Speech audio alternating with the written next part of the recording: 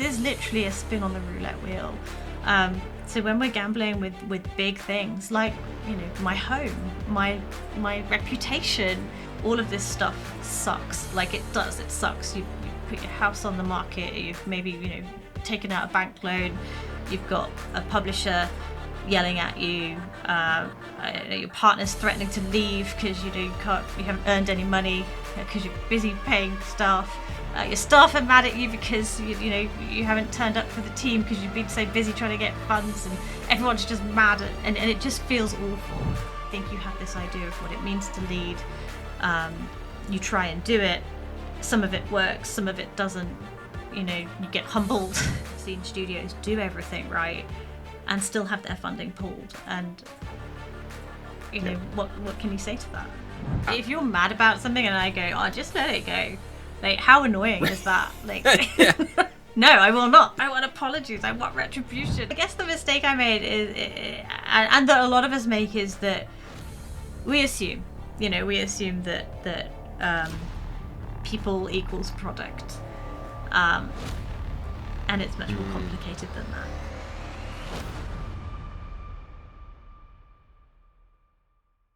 Melissa, how's it going? Yeah, I'm good, thank you. It's springtime here, so it turns out I'm just a plant and I just need sunlight, so everything's good. Nice, love it. Okay, tell us a little bit about who you are. So I'm Mel Phillips, and I help games industry leaders set themselves and their studios up for more success.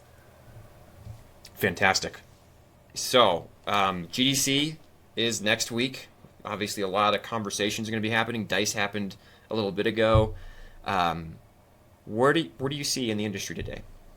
Gosh, it's messy. Like, it's been real messy the last kind of 18 months, 2 years. I mean, it was messy before that, but it's got messier over the last sort of 18 months. It makes my job really hard. Like, setting studios up for success is kind of my passion. It's what I want to do. It's definitely been more difficult. I mean, we all like to think that we can predict kind of, I don't know, what's going to happen in the industry, or like, whether our idea is going to be successful or not. And I think it's getting even harder to predict those things. And like, big companies put millions of dollars into trying to guess kind of how do we get this kind of secret formula, magic formula to make something great. And the answer is that like that doesn't exist. Because if it did, we would see that being done. We'd have a 10-step guide and we'd all do step 1, 2, 3, 4, 5 and we'd all be successful. So there isn't a quick fix for like what's happening in the industry at the moment. I think back to like my grandparents ran a shoes shop, and it was the same thing each year.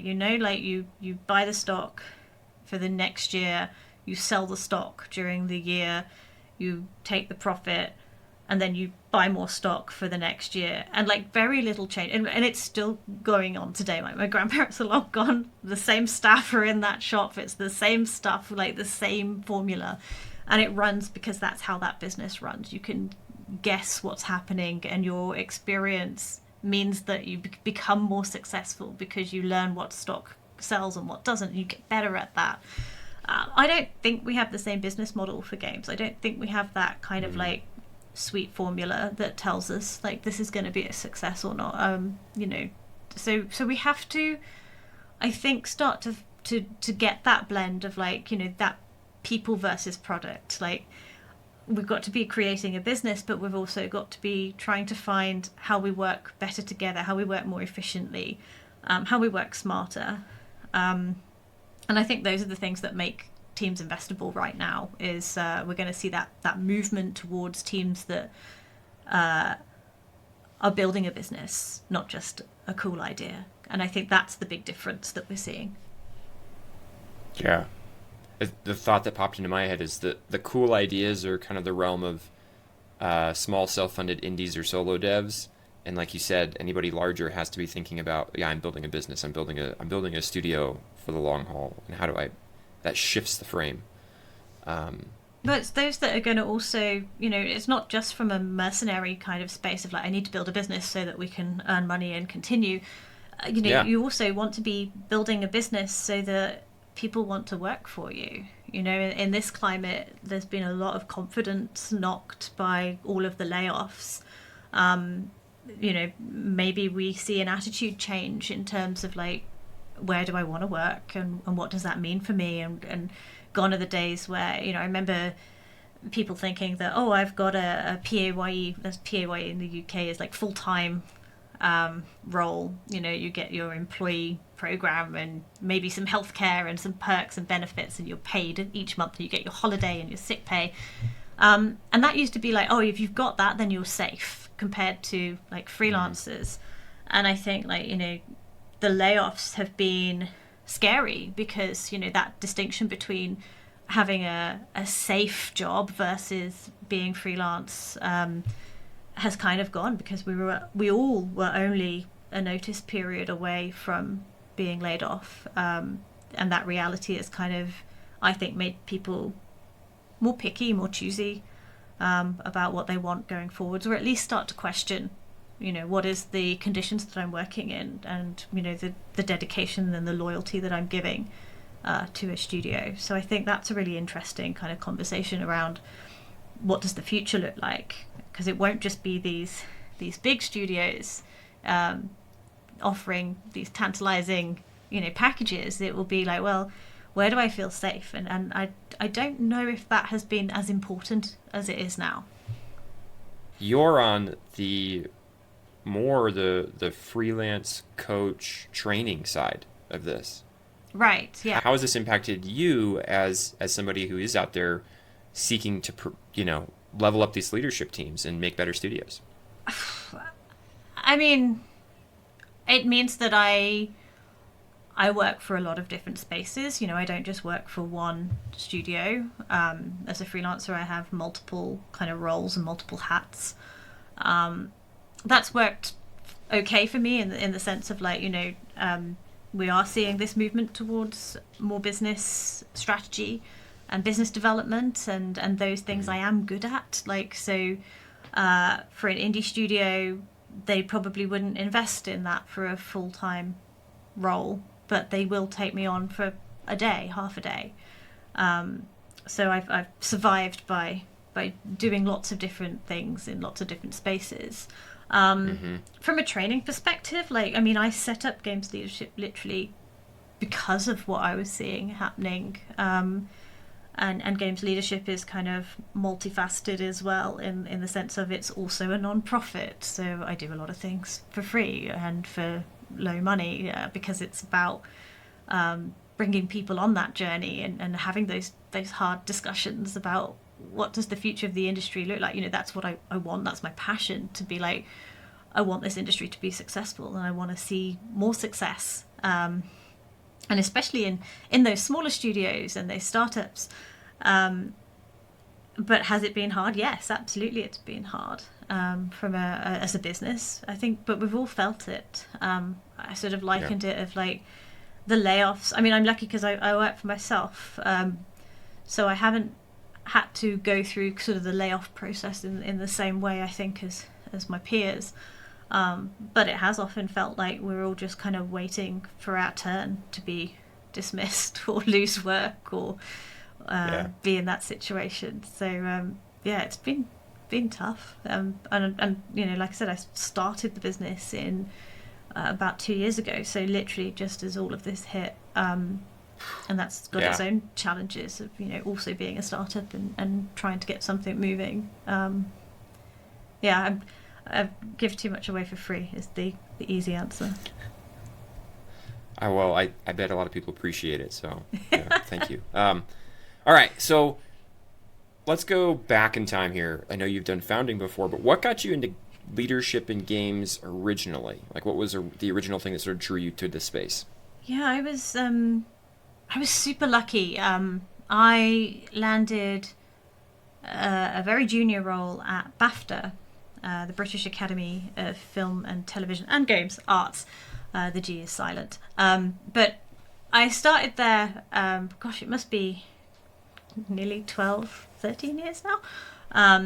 And BAFTA BAFTA's also a charity. Lots of people don't realise that, and they do some really good work in terms of kind of helping people not only get into the industry but look after that talent and nurture it. And from a talent perspective, you know, I saw a lot of different stages of games happening. You know, what was going on at 10 years of age was very different to, you know, how somebody 20 years in the industry was viewing the industry, and I could see a real disconnect between what was coming and what was already there, and lots of friction. And so for me, I was really interested as well in sort of watching that middle group as well, you know, the BAFTA crew sort of space where you had a new startup, you know, say suddenly become very successful. And I'm a psychologist by trade, like that's my background. I'm a trained psychologist. And the bit for me was really interesting was success, this kind of what does success look like, what happens with success. BAFTA was really good at doing things like they have a breakthrough program. So this is like showcasing talent right at the cusp of its success. So like, you know, they found who plays Spider-Man? Tom Holland? Yes, Tom Holland. So they found Tom Holland. He was like one of their BAFTA breakthroughs before he was Spider-Man. And it covered games as well. So you've got to see these game developers right at the cusp of success in their career go on, and some made it and some didn't. And that fascinated me. So it was like, you know, how did those that made it wield that success and go on to then grow their studio, and what happened to those that, you know, had all of those opportunities but maybe also didn't make it. And I found that quite fascinating for me from a psychological perspective of, you know, what does success look like and how do we support talent and how do we nurture talent. Is there a formula? Can we support it in a way as well, you know, this idea of power. You know, what happens when we give power to somebody and we say, this is it, this is the pinnacle of their career. How do they respond to that? What do they do with that? And that's kind of, you know, where I come from with leadership, because that's interesting. Leadership in the games industry works really strangely, where you think of like other industries like farming or medicine, where you've got somebody that is an expert and they work for years at this trade, and we've got like chartered spaces and worshipful company of Mercers and all of these, I don't know, organizations that, you know, have decades worth of industry experience kind of feeding into it. Games doesn't have that.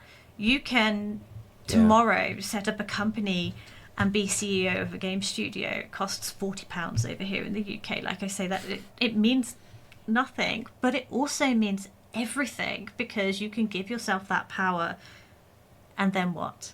And I don't know many industries that can do that. And I guess that kind of the closest thing is like entrepreneurism, right? Which I hate that word, entrepreneurism. And that's kind of the closest thing I can see to it, of like this quick power. People can move up their career really quickly. You can take a maybe not now, but in the days you could take a cool idea and somebody might give you a large sum of money to make it, and you would have a chance to make it. Sometimes overnight, you know, just be handed this kind of opportunity. I don't know many careers or industries that work in that way. So games is really interesting from that position. Yeah. Okay. And then for you, you were seeing leadership. You were in this junior position at BAFTA. You were seeing leaders. You were watching them. Your sort of psychological training was like kicking in as you're looking at success. You're looking at power. What happens when people do this? At some point, you decided to go, well, I'm going to go be that leader. Yeah. I mean, so I think what's really important is that I was at BAFTA for a long time, and importantly, I had no horse in the race. Like I wasn't invested in starting a studio. I wasn't working. My role at BAFTA was lovely, because like my whole role was just to help people and connect people.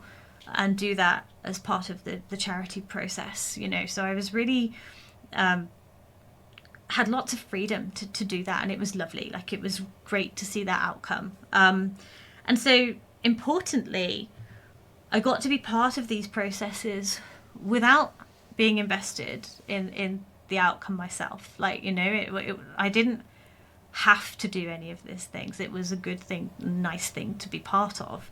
But I didn't benefit, you know, financially from any of those things. So it was really interesting because I could be a fly on the wall just watching, and for many years that's exactly what I did. And I didn't realize at the time how much knowledge I was gaining. Like, I did it because it was, you know, it was lovely to be part of, and actually what I wanted to do and what I still want to do is help people. That's ultimately at the core of you know, what I'm doing. So importantly, I got to be part of that and see it and observe it, but observe it from both sides. You know, I sat at the publisher tables. I also sat at the indie tables. I sat at the AAA tables and the boardrooms, and could hear all of these different kind of viewpoints and perspective. And I didn't have to align or be ruled by any of those. So it was a really interesting time. So I'm really grateful for that experience.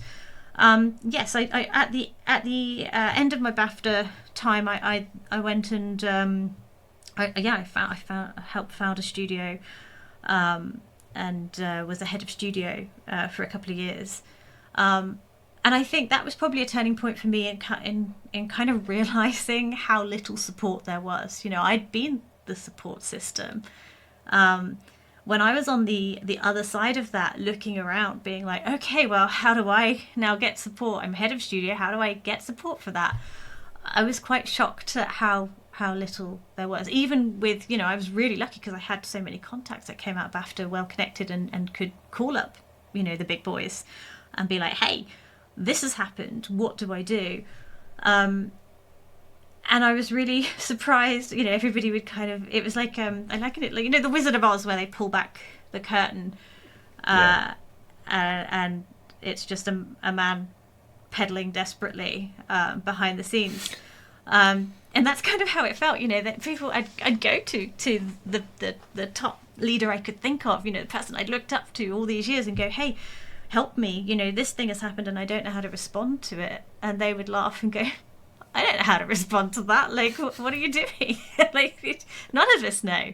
And that just felt really unsatisfactory to me. You know, I, as a psychologist, as somebody that had also spent time trying to help and set people up, it gave me a new insight into being like, oh, you know, but what next? What happens now? And that support didn't appear to exist, or at least not in the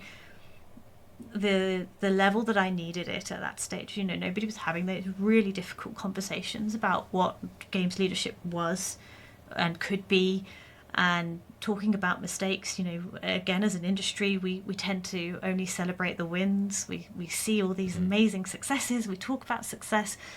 We don't tell you, you know, those games that never get made. We don't see those. So we don't understand or get that experience of the failure.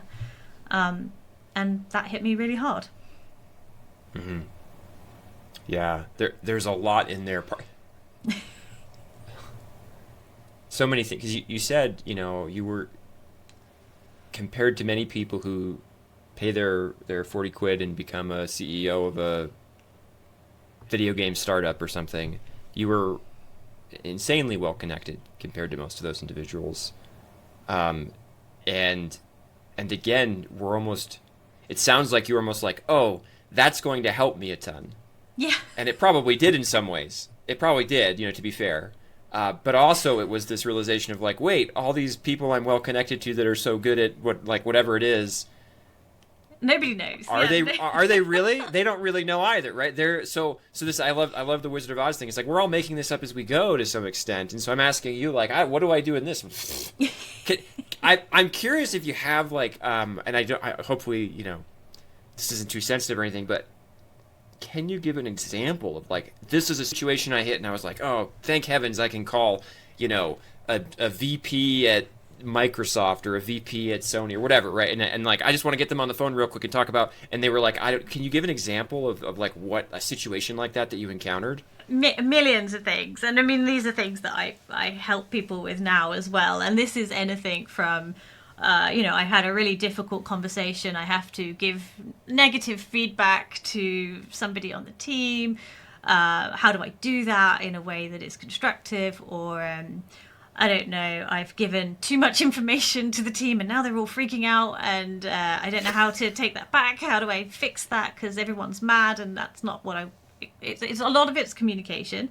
But then there's also, again, game dev can never be simple, right? Like, there's like, what on earth is the back end of this platform doing? And that in itself is an art, like, Yeah. I'm on screen 35 and it's, I don't know, in a foreign language and I don't understand. Is this normal? And everyone's like, oh yeah, that's just that page, yeah, that's just have to click that third button on the right and you'll go to the next thing. So it's all of that and everything in between of like, how do I manage people, but also how do I ship this goddamn game? Right. and nobody knows in between. It's like just chaos. I liken it to, but again, I don't want people freaking out being like, nobody knows what they're doing. Like, just to be really clear, like, nobody knows what they're doing, because that's growth and that is how we grow.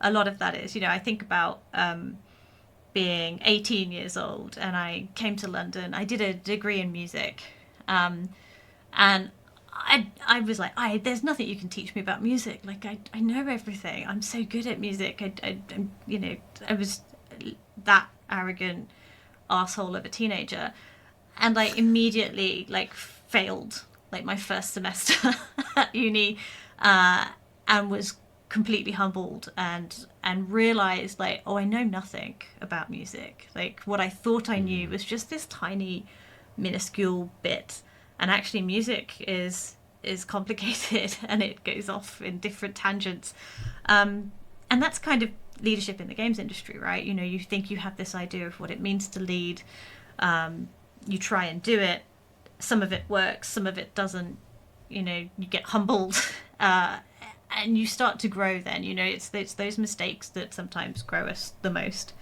and realizing what we don't know, and I think that's part of the journey. The best number I was able to find, and I think this is outdated and I think it's actually too high, is that 5% of games that enter production succeed. Many more never enter production. Again, I believe that now, with how many games are actually being developed, I think we're get more like it's smaller than that. And it's, you said, like, when we see the success, we go, oh, look, here's this person, they made a success, or maybe two successes or something, like, and you don't realize that. And we'll look at that and we'll say, well, what did they do? And the thing that you start realizing is, actually, in a lot of ways, they did so many of the exact same things that the other 95% of studios did too. It wasn't like, oh, well, it's because they worked really hard. It was like, oh, well, these 95%, so they didn't know how to work hard. That was no, not really. That wasn't the delta. They were all working hard too. Well, they had they'd done more user research. Well, actually, like 60% of these also did a ton of user. It's like, what is and is it in this kind of industry with such a low hit rate and a hits-driven industry? All the revenue goes to those few that succeed, for the most part. I come back to my shoe shop analogy of like, this isn't an industry that you can just do the same thing and have the same results. You can do everything right and still fail. Like, that's what's so unfair about it. And again, like, hindsight, part of that is also your own growth. You make a mistake and you hope that it isn't a mistake that will down the studio, and you either survive it or you don't, and you come out of that and you go, well, probably shouldn't do that again. Like, and that's part of the process, right? I mean, that's the bit of the industry that we're seeing at the moment, is I've seen studios do everything right and still have their funding pulled, and what can you say to that? Yeah, sorry. Yeah. Yeah, it sucks. So, yeah. Hey, leaders and game devs, if you love what we do here at Building Better Games, imagine what we could create with your support. By joining our Patreon, you help us bring deeper insights, develop better training, and host more expert discussions to level up your leadership and game development skills. Plus, as a patron, you're going to get exclusive behind-the-scenes content, early access to episodes, and a chance to ask your burning questions directly to us. Join now and help us build better games together. I had someone recently tell me something interesting. He's also a founder of a studio, and he's kind of making it work. It's really hard. And one of the things he said, he came out of the background of like very sort of credible, reputable AAA companies. He said something to the effect of the skills that I learned as a middle manager or senior leader in those large AAA, highly reputable companies were almost counterindicative to my success as a founder. Like they almost taught me some of the wrong things rather than the right things when it came to actually like being the CEO of a very small group of people trying to make a successful game or set of games or whatever it is. I'm curious to hear your thoughts on that, because you've been in the boardrooms of all those different scales, and you've also been on that founder side. I'm just curious, like what are you like? I don't really agree, or what do you think? What comes up for you? So, I mean, I joke, and I'm only half joking when I say this, but I do joke that like I think it's too easy to own a company. Like I would love. I think every CEO founder should have, we have something called a P45 in the UK, and that says like, I have worked at this place and I have left this place. And I was like, I think you should have to present like 2-3 P45 forms before they let you own start a company. Yeah, because I think that experience is also really important. And in terms of kind of giving you that experience of like what not to do is also really important.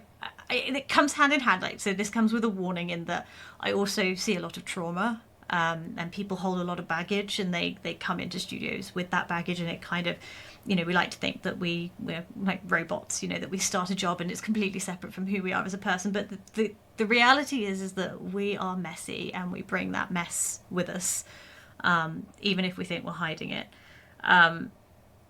So there's a balance to be found in terms of getting that experience and having that bad leadership, and then figuring out what you do with that when you get into that role. Because I've also seen people who, go into that role and do exactly what they've seen that they didn't like.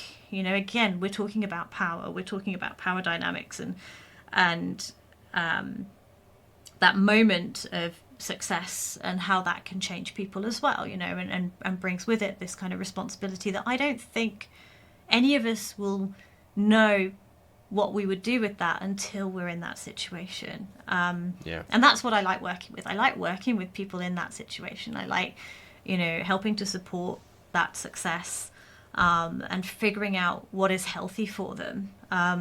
Because that's the bit that we haven't trained for. That's the bit that we also don't know how we're going to be until we're in that situation. So I guess it's, yes, bad experiences are always learning opportunities.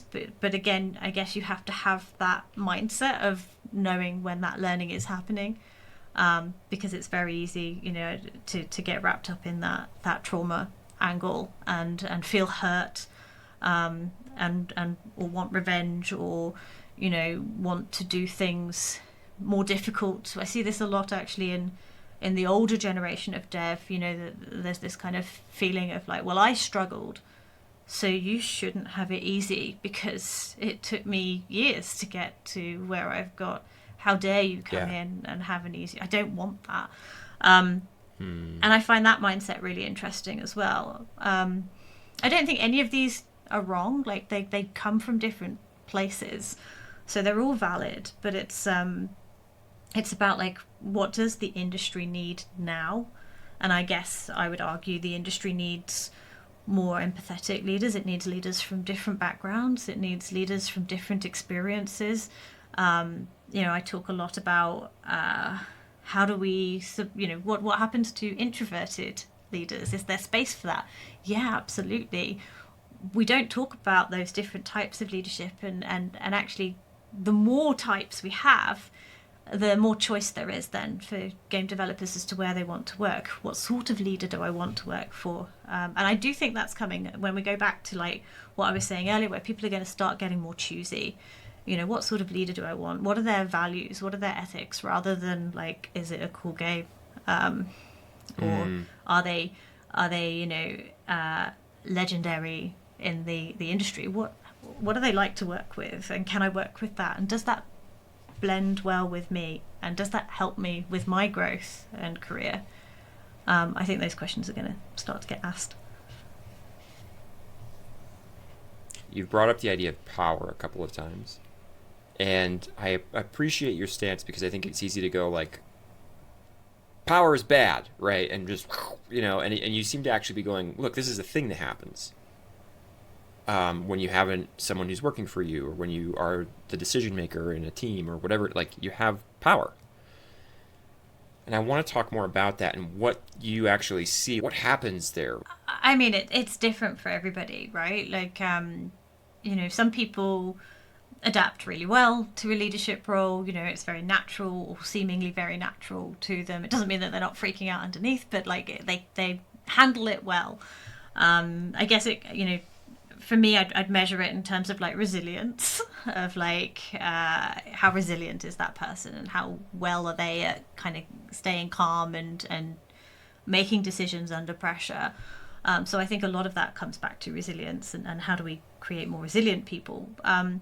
But it can go either way. Some people really love it and are successful and just naturally very good at it and do it with empathy. Others are terrified. I know for me, I spent a lot of time feeling really scared, really terrified to make decisions,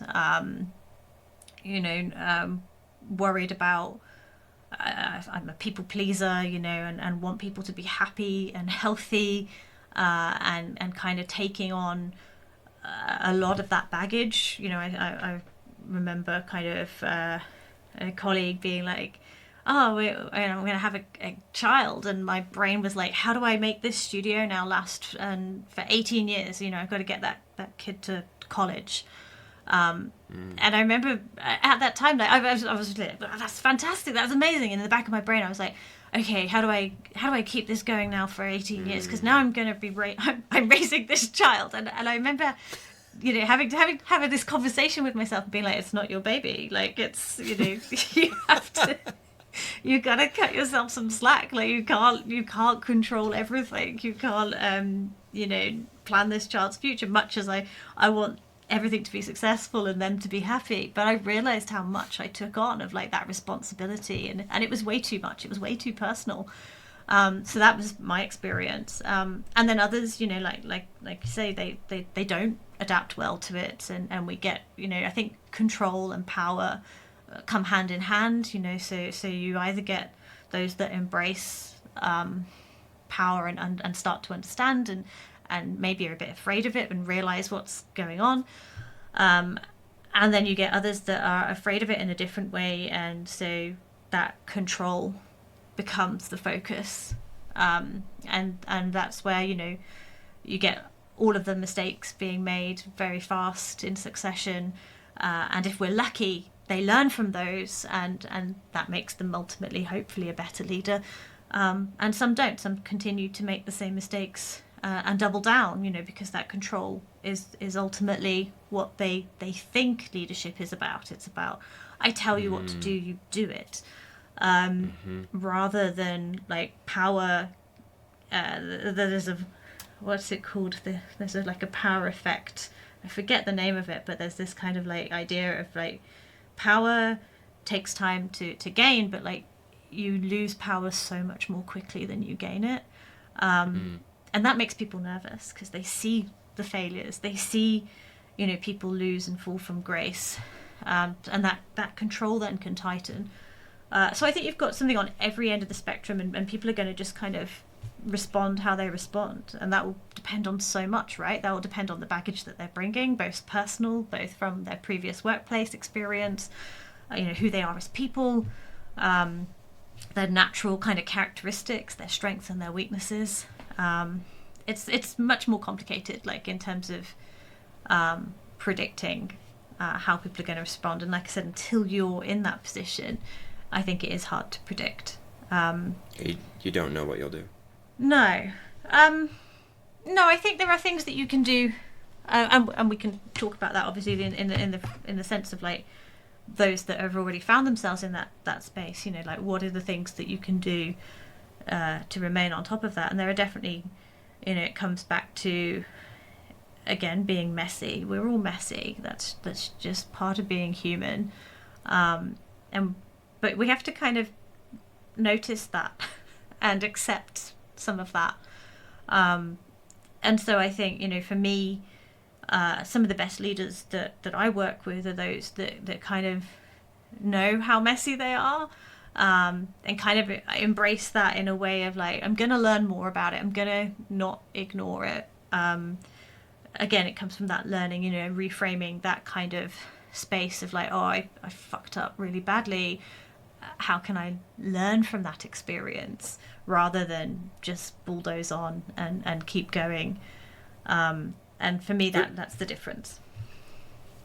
There was a leader at a small startup that I worked with briefly, and he came to mind as you were talking.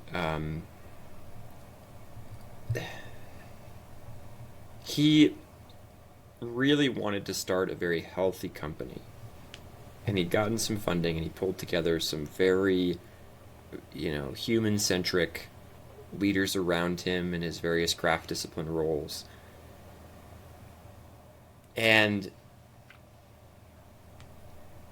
as time went on and things weren't going the way he wanted, and it was really his idea, his project, his company, even though he had some other founders around him, he sort of just started bulldozing everybody else's decisions. And I remember chatting with him about it, and I said, look, you hired a bunch of people that value autonomy and agency and are trying to create that inside of your organization to maximize the chance of success. But you're now behaving in a way where you're the sole decider and the idea holder. Now look, I'm not going to tell you there haven't been successful companies that have operated that way. Not where I'd want to work, but hey, some companies have succeeded. But you've basically bait and switched all your founders and a lot of your employees because they came here because you pitched them, I want to create what I think would be a really healthy company, and that implies all these different things, and I'm going to do that the right way. But when the rubber meets the road, the reality is that you'll undo anything they do that you don't like. And to your point around, like, suddenly it became about, I need to control this project. I need to control this company. I need to control this game. And I said, like, again, I'm not a fan of that style. I don't think it works as well. I think you have a lower chance of success. But, hey, I'm not going to tell you there's no one who's ever done that hasn't succeeded. They have. I would say you have the wrong employees for that. And that's a huge problem that you have right now. And it was interesting. I don't think it worked out very well. His intention was so good at the start. Yeah. I mean, totally normal. Because, and it comes back to, I mentioned resilience plays a part in this. I don't think the majority of founders realize how much pressure being a founder is, Yeah. And the pressure comes from all sorts of different places, right? It comes from how you structure the team. Have you structured the team so that they all come to you? I see so many founders create a bottleneck. They're now this kind of source where all decision making now has to run through them, and that happens through various reasons. Like maybe they haven't delegated, maybe at the start it was just 3 people and that worked really well, but now it's 50 people, and now 50 people coming through you just doesn't work in the same way. Or maybe it's a control thing. Maybe it's like, nope, this is my baby, I own it, it's mine, and this kind of sense of ownership comes into play. So it's very much about like, I cannot allow anybody into that space because that somehow demeans, you know, what I'm doing as a founder. So in this situation, I don't know. There's a couple of, like I said, there's a couple of different ways in which founders get there. And I think we just have to be aware of the amount of pressure that's being put on them. How do we get out of that? It's going to depend on a number of different things. It will depend on like how willing the founder is to let go of control. It will be, you know, what is the founder capable of seeing in that moment? You know, when the stakes are high, and we're talking really high stakes. You know, some of these founders are putting their life savings into this. Exactly. Like, it's not. No, this is someone who'd almost bankrupt himself to do this. Right, yeah. right. So when it's when the stakes are that high, failure just doesn't feel like an option. But as we've said, like, you can do everything right and still fail. Like, this is literally a spin on the roulette wheel. So when we're gambling with big things, like, you know, my home, my reputation, you know, my success and how I see myself, my self-worth. So many founders create, you know, games about themselves and put themselves in it, and it becomes a reflection. It's very personal to who they are. It's totally understandable that there's going to be this kind of high pressure situation, and some are going to respond not even badly. Like, it's really understandable when it comes from that space, but as a result of that, people get hurt. And so I guess that's the conversation to be had, is like, how do we acknowledge that all of this stuff sucks? Like, it does, it sucks. You've put your house on the market, you've maybe, you know, taken out a bank loan, you've got a publisher yelling at you, your partner's threatening to leave because you haven't earned any money because you're busy paying staff.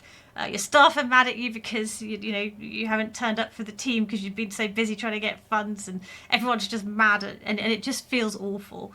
How do we make that feel healthier? And that's I think the bit that I'm really interested in, and how do we have those conversations about what does that look like? You know, burnout is everywhere in the games industry, and we often tap on it really gently and be like, oh, burnout's the thing that happens, you know, it really does, but nobody's really talking about how we get there and how we solve that, I guess.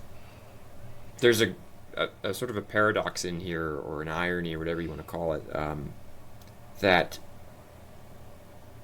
in the space of game devs at least, and I think actually more broadly, as you come into power and authority, one of the most important things you must immediately do is figure out how to let go. And it's very counterintuitive. It's like, well, now I'm in charge. Yes, so let go. Yes. But I don't, in both in the military, which is, you know, my background before games, and in games, that was it. You know, and if you can't, then you kind of cap yourself as like, then you can be a really high-powered solo dev or an individual contributor, but if you can't let go, then you will eventually become the bottleneck that does hurt people and does unintentionally cause harm, not just to others, but to yourself, to the product you're trying to make, like the game you're putting out, the company. And yeah, it's just a... But we all know how hard that is, though, right? If I just say, if you're mad about something and I go, oh, just let it go.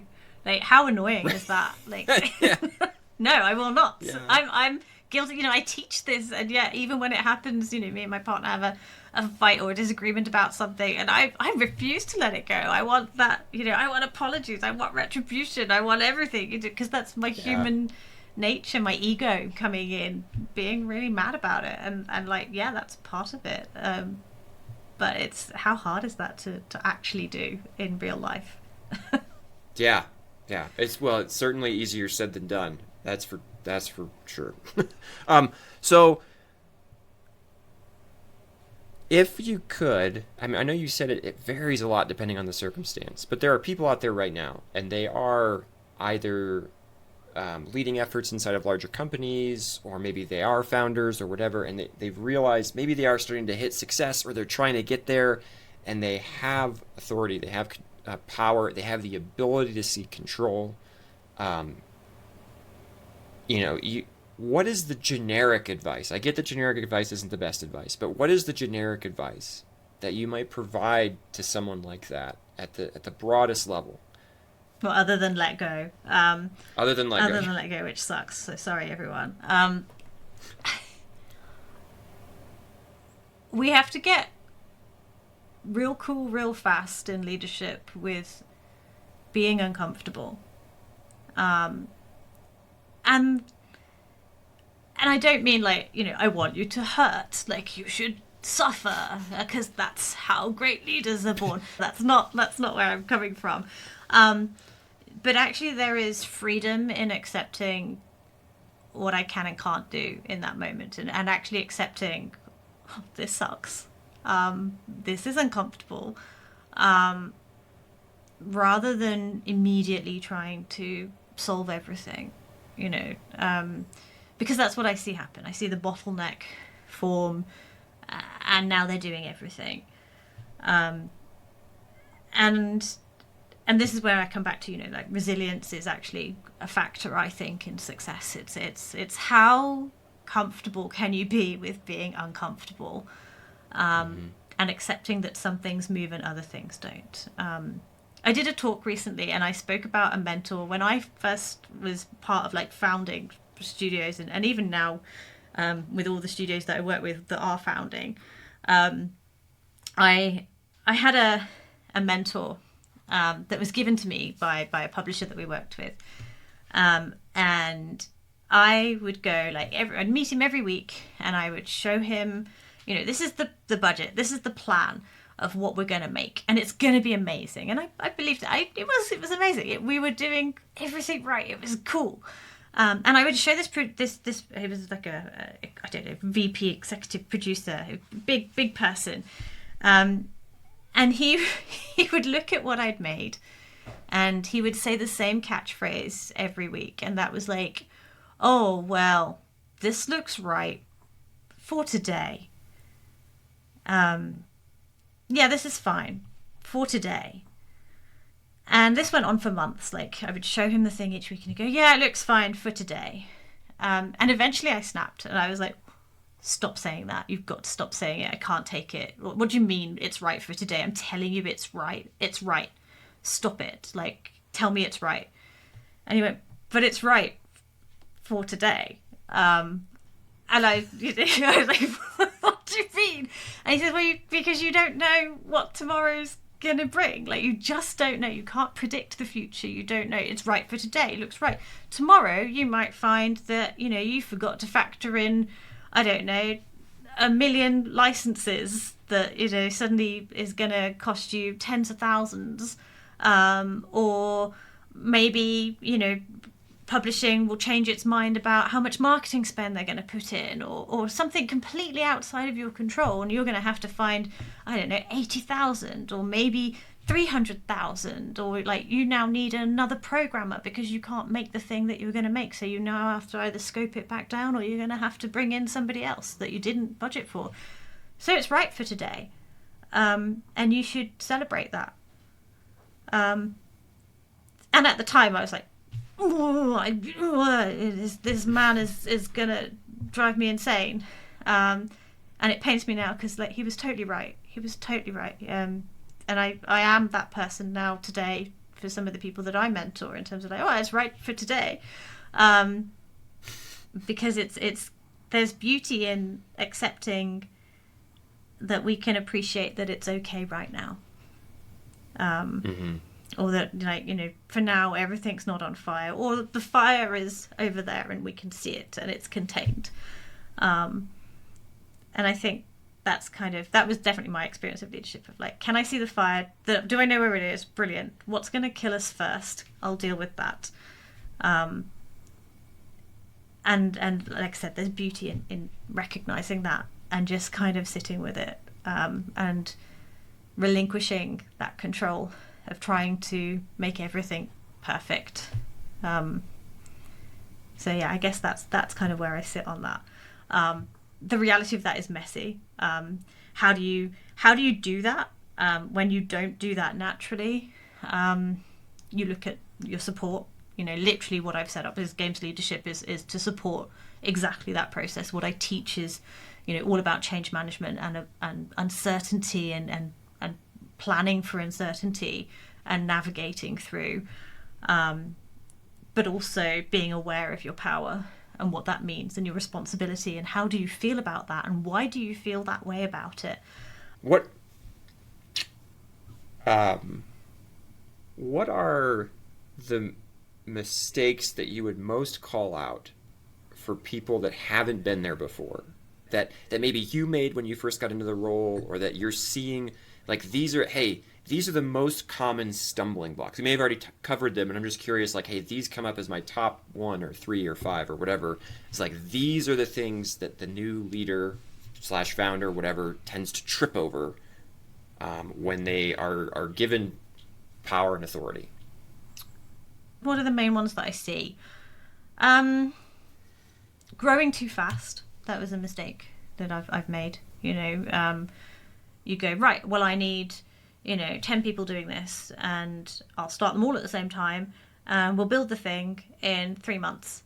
But that didn't take into account of, like, how are those 10 people going to work together? Are they going to work together? Like, are they going to work well together? How do you onboard, somebody to the project? Because often we think, well, I'll just hire, and a lot of people make this mistake. We'll just hire more people, and that will speed up the process. We'll build things much faster if I add 3 people in there versus just 1 on their own. But the reality is that now that 1 person is managing 3 people, so you've lost that 1 person because they're now down to, like, I don't know, people do the maths on this. I've seen producers do, like, they're now down to 40% productivity because they're managing 3 people. All of those 3 people, need onboarding to the project, and they have questions about the project. They need explaining to the project and the vision of what's going on. Now they also are human, so they have sick days and holiday and family lives and personal relationships, and again, nobody is just a machine and works perfectly. So suddenly all those 10 people need managing, and, like, that's when you get into the sort of the studio space of, like, well, who are we as a studio? What's our identity? How do we communicate all of these different things going on? How do we know that so-and-so's off sick today? It's like all the basics kind of come back. So it's not just a case of, like, well, I'll just hire 10 people and we'll make the thing. It's how do those 10 people work together? How are you going to move that forward as kind of one group? How are they going to communicate their needs? How do you communicate your needs within that space? And then what are the structures that support growth, both in making the game but also in supporting those people? Because, like I said, they come from different spaces. They're going to need support in making and understanding what their role is and how they figure out what their next move is within making the game. But then you've got the studio structure side as well, of, like, how do they ask for time off? How do they tell you where they are? How do they communicate what they need in order to get their career growth? What are they getting out of this project? And are they happy?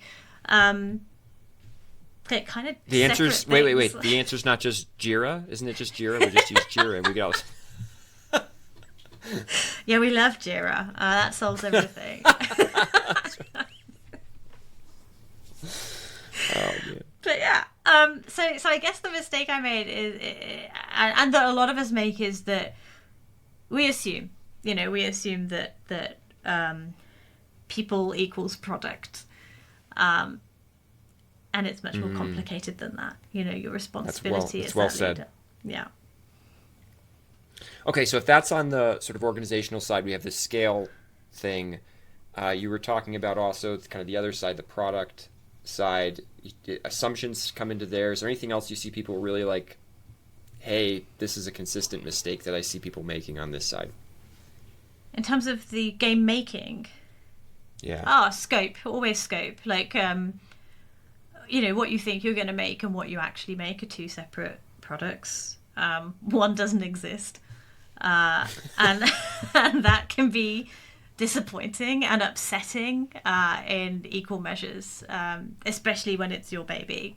Those who have the most at stake in this are often the worst at accepting that it's not what they thought it was going to be. And again, as you add people in, they bring their own ideas, and this question of ownership comes up all the time in studios of like, who owns the game? Is it me that had the idea, or is it you that built it? And that's going to be something that has to be navigated and discussed throughout the entire process. As people get more committed, they want more ownership, they want more, and that might come through job progression and titles, or it might come from freedom to make decisions and do things, and each of those is a negotiation, and that's the game making process. So the game making process is all about negotiation. I go back to like, people don't like to do one of the biggest things that I coach on is like handling those difficult conversations where we have to say something that we don't want to deal with, and the irony is like, that's game making.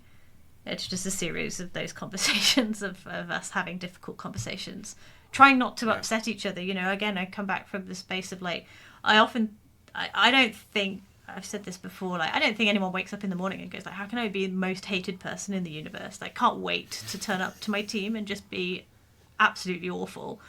I think most of us want to be successful and get it right and do the right thing. And then when our part of the process is that we have to consistently navigate these difficult conversations, that can feel like failing, that can feel difficult, that can feel hard. Because all of our perceptions about, especially that comes down to sort of cultural things as well. We're British, so we hate to upset anybody else. So you get a lot of dancing around and people pleasing. So that can be another thing to navigate as well. So for game making, it's scope. It's how do I make the thing that I thought I was making, but now I'm not making that thing. But I've got to make something and be okay with that. And everybody else has got to be okay with that. There's a question that I've asked a few times to various size groups of people, and it's because everybody tries to put together the plan of like, this is what we're going to do, and this is how we're going to get all the scope done, and it's going to go like this, and here's blah blah blah. That's all laid out. See, it's going to go great. I love the story of the person, and now you say it as well. That's fine for today, right? For today, yeah. That's fine for today. That is a useful alignment mechanism for the next 24 hours. But there's this question I ask, and it's, are you familiar with anyone that ever shipped all the scope that they wanted to ship on time and within budget? One person. I won't name him. But okay. Yes, You're the first one has done it that I know of. He is as close to a solo dev as you can get. Okay. Yep. Yep. And in his own admission, says I am incredibly rigid on my planning and my structure, and everything comes through him. But he has always shipped, sometimes early, and always in budget. It is a fine art. So is it, this is the question, because it's all the different factors. But this is cool that there's actually an example of this. Because again, to this date, nobody's ever said I did all my scope on budget, on time. It's always, I did it on time or early, but I had to cut scope. Or I did it on time and I got all my scope, but I blew the budget. Or most of the time I blew all three. Yeah. I didn't get the scope. I took way more time and I took way more budget. So this is somebody, you're saying that there's someone out there. I will introduce you to him because he's fascinating. That is amazing. But it comes at a sacrifice. Yeah, he will himself admit, like, it comes at a sacrifice. Like, you know, he has dedicated. This is his craft. He's dedicated to doing this, and kind of takes pride in it being on time and in budget. But it comes at a hefty price tag in terms of being able to do that, and a lot of alone working and having to have all of the skills. But yeah, it's the only person I know of. If he wanted to make bigger games, he's gonna have to bring in more people. Yeah. Soon as that happens, perhaps it starts crumbling a little bit. Exactly. Once you add in more variables, it becomes much more difficult to control. But yeah, he's fantastic and really has a really interesting approach to production that I think you'd be interested in. I would love to talk. We've talked a lot about leadership, transitioning into being a founder. We've talked about power, letting go, common mistakes. What haven't we talked about? What question haven't I asked that I should have, or what that you feel like, hey, this is an important thing for people as they're thinking about the space to know? Is there anything that comes to mind?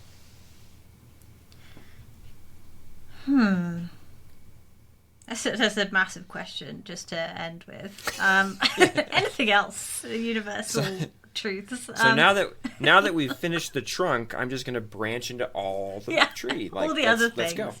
Yeah.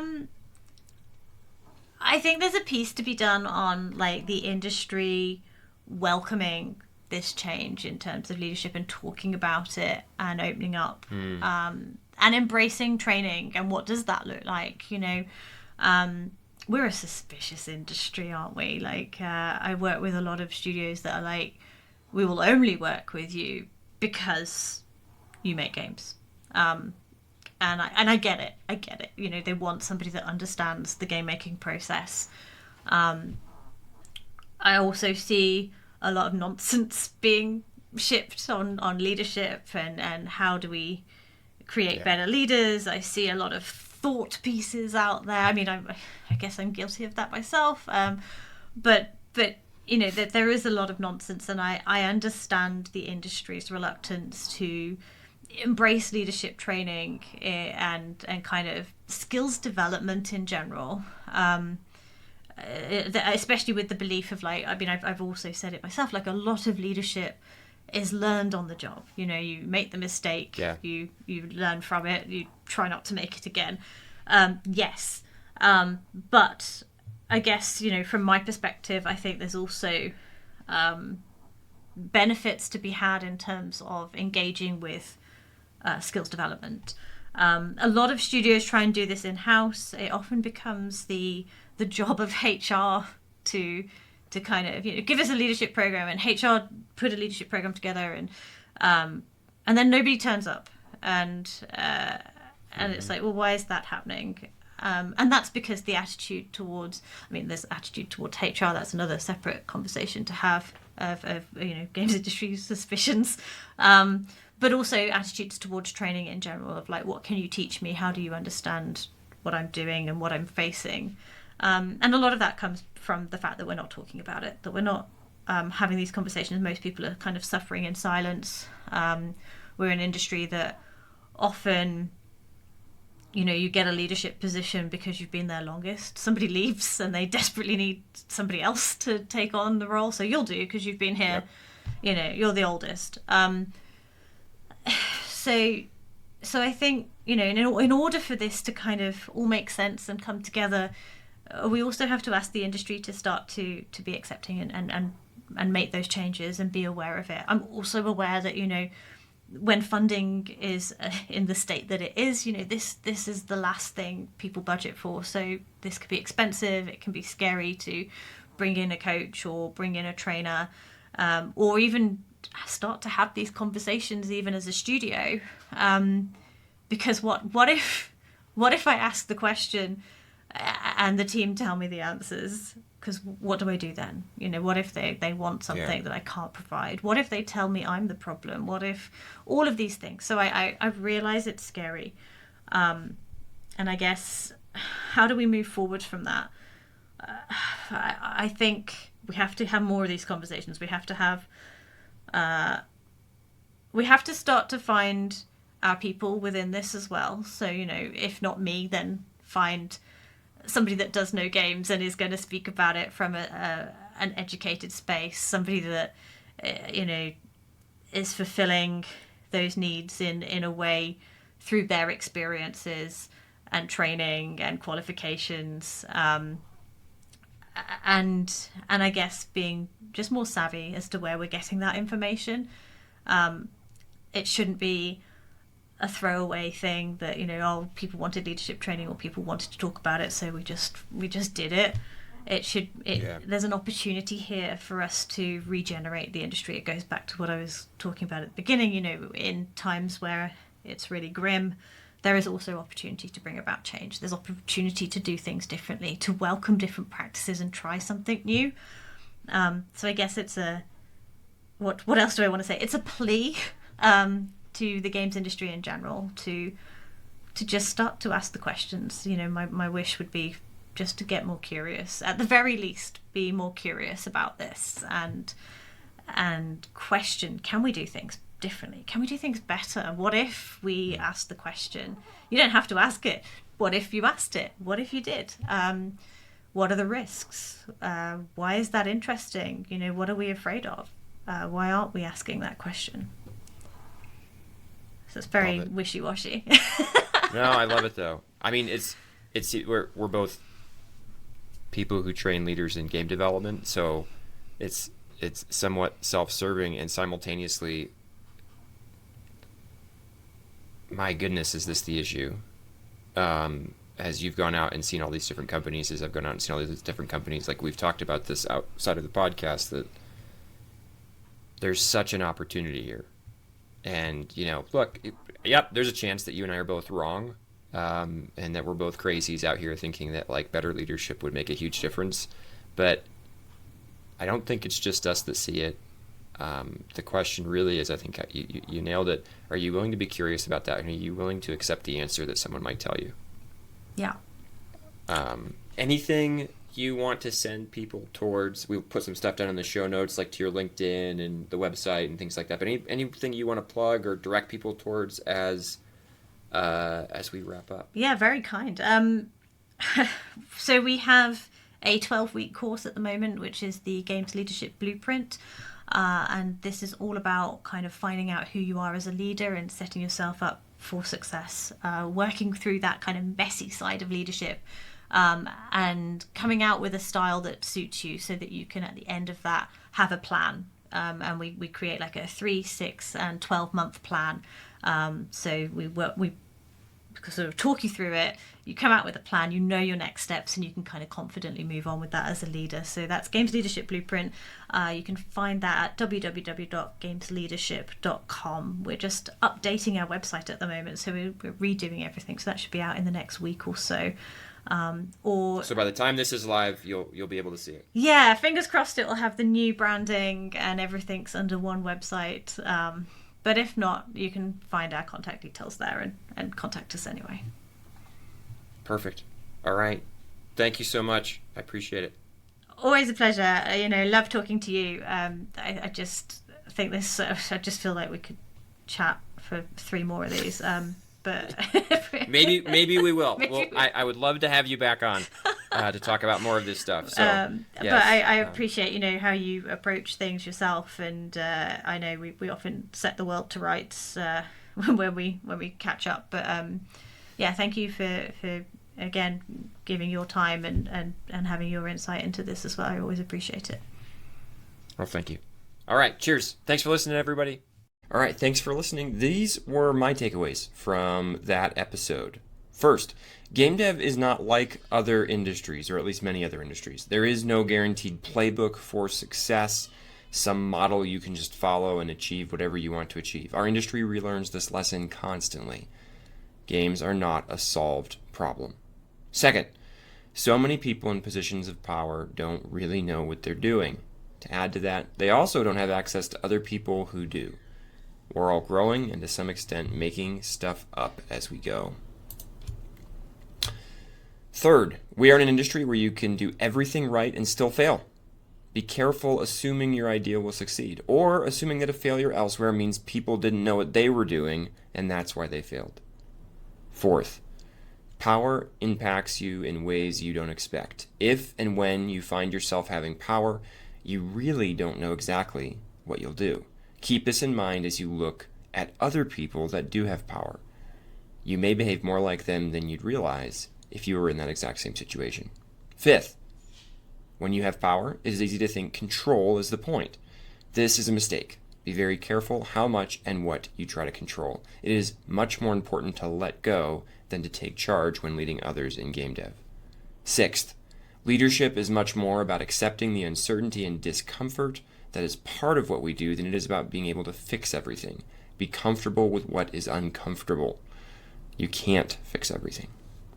Seventh, acknowledge that a lot of things we report and say and believe are right are so for today. Anything can happen tomorrow. Don't overinvest in something so ethereal. Eighth, scaling up is much more complicated and harder than you think, regardless of how big you are right now. Don't grow your company, your team, whatever it is, thinking that that will solve all your problems.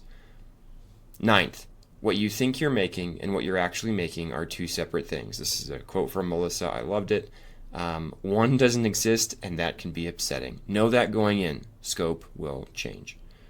10th and last, it is worthwhile to invest in growing better leaders, including yourself.